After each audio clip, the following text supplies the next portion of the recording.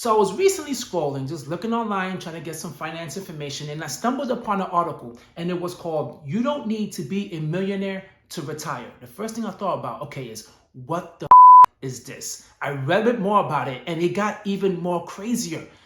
In the article, the author, Andrew Biggins, he said, all you need is $272,000 to retire. You gotta be kidding me.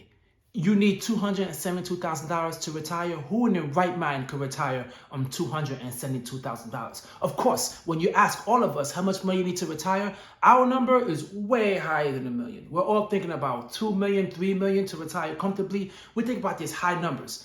But then I started reading more into the article. Then I started doing a little research on myself. And I found some interesting things to, well, kind of back them up a bit. Well, first of all, the $272,000, that is the average balance of a Fidelity 401k account. So it is actually being done to this day. People are surviving of $272,000 within your 401k account. Now, there's other things involved in it as well. I'm pretty sure of that. But what even blew my mind even more was the median. The median was only $88,000. Okay, the middle, where everyone is in the middle, is $88,000. And you might be thinking, how the hell can people do that? And the article that asked people who retired, seniors that make $50,000 up to $99,999. Why the hell didn't it round up to $100,000? I have no idea. But 86% of the respondents said they're actually doing okay and they're comfortable. With $272,000, they're okay and they're comfortable. So that leads me to thinking, do you really need $1 million to retire? And why do so many people say they need $1 million to retire? I feel like there's no logic behind it. They just like the number. They see $1 million. That sounds like that's a great number in order to retire. And you know what? I tend to agree with them. Now, before you beat me up, okay, let's be logic here. Let's be really, really logic. If this is showing the average balance of people's retirement accounts and people are having this unrealistic thought of saying it needs to be $1 to $2 million, well then, who is in the right here, right? Who is right? I know people can start saying, well, inflation and yada, yada, yada. Yes, people back in days dealt with inflation as well. But the truth is, you don't need that much money to retire. Now, to me, that $272,000 average, to me, that should be your minimum.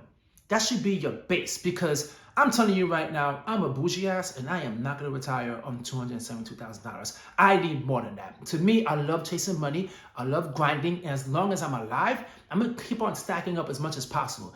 Keep on investing. And I'd rather have more than less. Now, when I heard that number, I said to myself, you know what?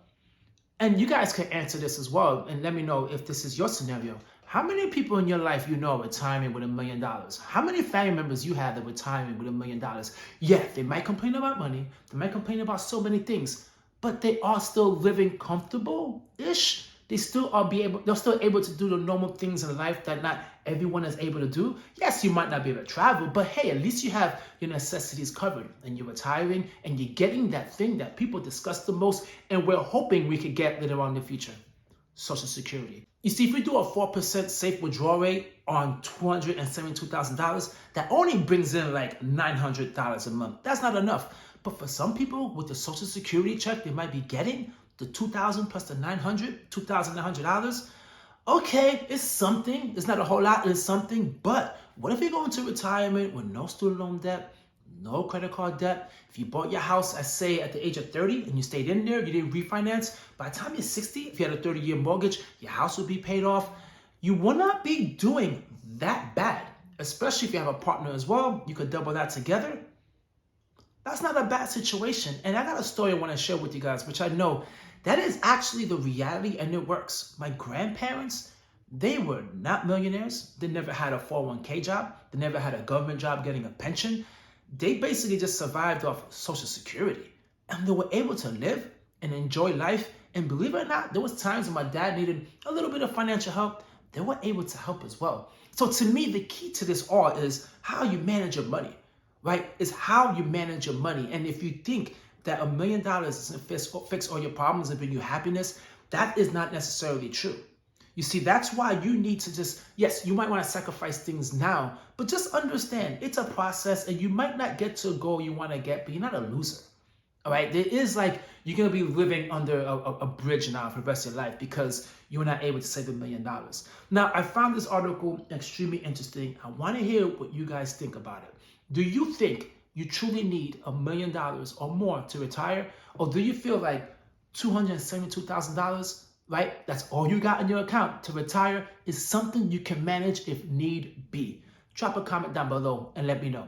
And I want to ask you guys a question. There's a new video topic of videos I wanted to do, which is called What the Fuck Is This?